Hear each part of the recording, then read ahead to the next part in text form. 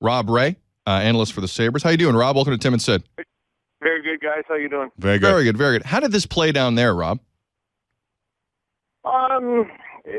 It wasn't quite as one-sided as it is up there. I think that here people are looking at it in both ways. There's even some that are questioning, Ron Rolston a little bit, but I just think that he did what he had to do, and I think that anybody knowing Ron, that's not the type of person he is, but at that time he realized that this is something that he needed to address, and I'm kind of glad he did it.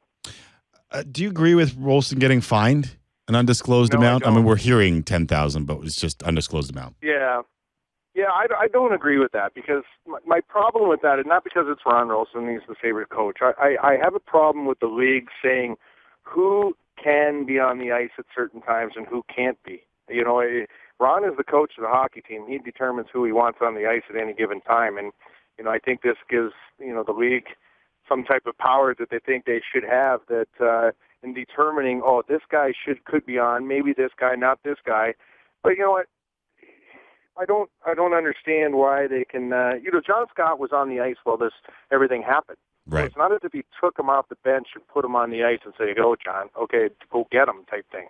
So he was already out there. So it really, I don't know why they could say that he did something wrong. And it's an interesting moment because, we now know in hindsight, A, John Scott turns to Kessel and says, "I'm going to jump you." And B, the next day, Scott says, "Listen, regardless of who was out there, I was going to jump somebody." Right. Do you think, Rob, if he doesn't say any of that Coach Rolston gets fined? No.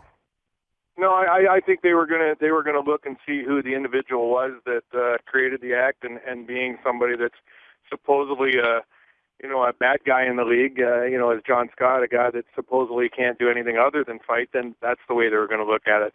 I think that John Scott did Phil Kessel a huge favor by telling him exactly what was going to happen and giving him the opportunity to get the heck out of there, and he didn't take it. So, I don't think that John Scott was doing what he did in his own. He wasn't sent out there to do anything. He wasn't told to do anything. This is just the way John decided that this needed to be addressed. And I give John a lot of credit, because I can remember 20 years ago, if something like that happened, I guarantee that somebody wouldn't have been whispering to Kessel saying, "I'm going to jump you," or "I'm going to grab onto you and I'm going to throw you around." Just would have waited for the puck to drop and would have done it and caught him off guard, and he wouldn't have had a chance to defend himself. So, I just think, John handled it very well. He knew what had to happen, and he knew that it was Phil Kessel, and he knew that he didn't want to hurt Phil Kessel.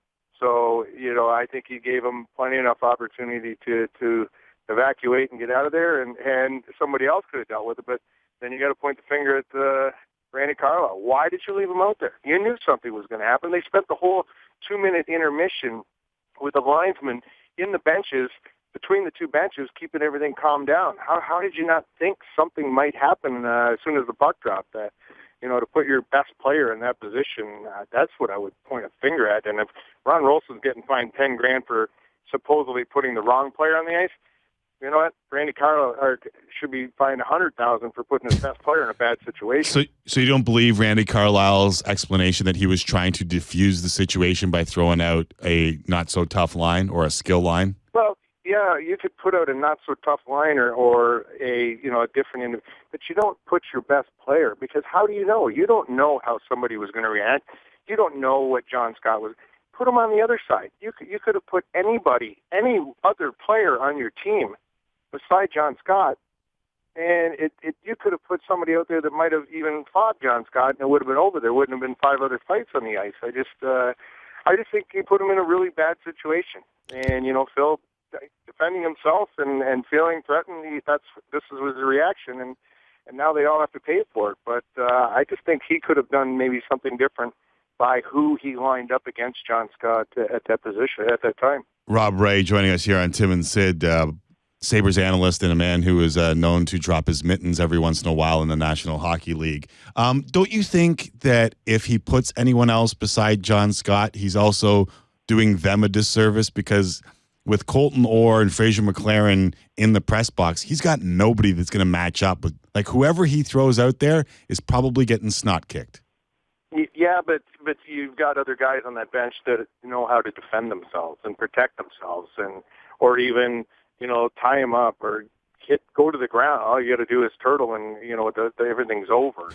That's what I suggested. I think there's other guys that are a little more experienced in that than Phil Kessel to put in that position. Rob, what do you make of how Phil defended himself? I don't agree with the stick swinging thing. I just think that there's other ways he could have, like I said, he could have just turtled, hit the ground. He had plenty enough opportunity just to take off and get out of there, and it would have bought him enough time for somebody else to come in and help bail him out. When the stick is being swung like that, that's not good, and that's not something you promote. I know a lot of the times you have young guys, and especially smaller young offensive players. I can always remember telling Max Finnegan up and these guys, if somebody comes at you, just get your stick up on them, just get it up into their face, and they'll back off, or it buys enough time for somebody to get in there. But not at any point did you ever say, just haul off and tee off on them like a baseball bat. I could see it once, maybe twice if you're in that panic mode, but to do it multiple times and then continue to go back, no. I think he got off extremely lucky there. Rob Ray joining us here on Tim and Sid. A lot of the talk north of the border, at least, Rob, has been about the code. Did John Scott break the code, and do you believe in the code? This thing about a code, it's what it is. It's just a respect factor. Andrew Peters and I sat this morning and talked about it, and I go, did you get something about a code when you came into this league? And it's not. It's just a matter of the person, the individuals that are involved in it, if they have respect for the other person. Like whether they're down on the ice, you quit hitting them. If you understand somebody's hurt in a fight, you quit hitting them. That whole type of thing. Or, maybe somebody as a lesser caliber fighter, you don't take that advantage of them. You understand that at a certain point and you lay off that. But I think if you're going to look at John Scott for breaking some code, I don't think you could do that, because when he goes out there and he lets Phil know exactly what was going to happen and gave him the opportunity to take off or do whatever he needed to do, I think he did just cause, because I don't think in my heart I would have turned to Phil and told him that. I would have just addressed it on my own. Well, if the code is about respect, Rob, I mean, respect's a dangerous word. Respect could be very broad as well. I mean, what respect is shown to the Leafs to have a biblical giant, which is John Scott, go after the smallest, most important offensive player they have? That doesn't. I mean, there's not a lot of respect there either, right? But he showed him the respect to let him know, to warn him, to tell him. But if I warn a guy, if I warn someone, just heads up, I'm going to hit you with a bat. And if I connect, that's still disrespectful, is it not? Yeah, but I think there was plenty of, it wasn't as if you're walking over and as you're in the motion of swinging that bat, hitting the individual, oh, I'm hitting you, or I'm going to hit you. There was enough time for Phil to get out of there. Like it wasn't as so if switch to the other side, or like Ned Braden it and slap shot and get to the bench. And you know what, other guys on the ice.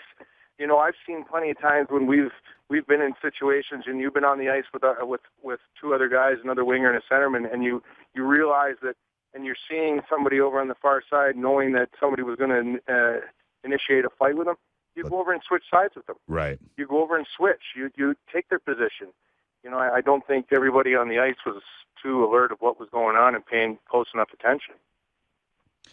I'm not saying what he did was right or wrong. I'm just saying there's different ways that it could have been handled. I think that's why it's such a polarizing topic, is because there are a lot of different ways that the situation could be handled. My fear, and I'm curious to hear what you have to say, because you've been in this spot before. My fear is that other guys see what happened here, and what happened in the end was John Scott didn't get suspended, Ron Rolston was fined, and 2 Leafs are suspended moving forward. What would stop another tough guy from doing this? I don't think the way they handled it, nothing. Yeah. I don't think you can throw the David Clarkson, suspension in there, because that was just a decision that he made on his own. Right. And so I don't think that had anything to do with that. As far as you could turn that over and say, everybody in this league that is playing this game this year has seen the way Phil Kessel Correct. throwing his stick. Correct. And only receiving 3 exhibition games. You could look at that too and say, are all the little guys out there and all the offensive players, do they think now that they can protect themselves that way and get away with it? There's nothing going to stop if somebody wants to go after an individual. There's no way of stopping it unless you as a coach, you try to prevent them from being on the ice at the same time. Right. So that's all you could do. It's funny is we read it the same way, that the 3-game suspension of Phil Kessel, them being exhibition games, was we realized you were in a tough spot, Phil. And while we can't say that swinging your stick was okay, we're basically saying that the way you defended yourself wasn't egregious enough to give you a regular season game. Yeah, and it's going to be interesting to see if it does happen in a regular season game, what happens. Bingo. Finally, Rob, one quick question. Is this the last time over the next 5 to 6 months something wacky happens between these two clubs? No, I don't think so. I would have to think that this next time they play, you guys, the Leafs have got plenty of guys that can play that role. Colton Orr and that. They got Fraser. They got guys that can play it, and I would have to think that it's not over.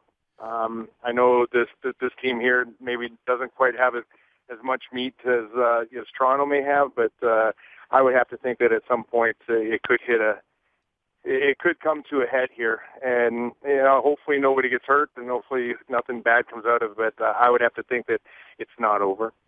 Let me just ask you before we let you go, if Colton Orr grabs one of the skill position players or the skill guys on the Buffalo Sabres and tells him before he does it, is it okay? Well, I think if let's put it this way, Thomas Vanek. If he grabs him and tells him, no. If he skates up to him before the puck drops and says, "Hey, Thomas Vanek, I'm coming after you." If he sends an email ahead of time. Yeah, no, you can. Is that okay? You can email, you can text. Maybe a DM on Twitter, a text, right? Okay. As long as there's a heads up. As long as there's that warning, I think it's okay. All right. Appreciate it, Rob. This is a good talk. Thanks, Rob. Guys, anytime. Take care.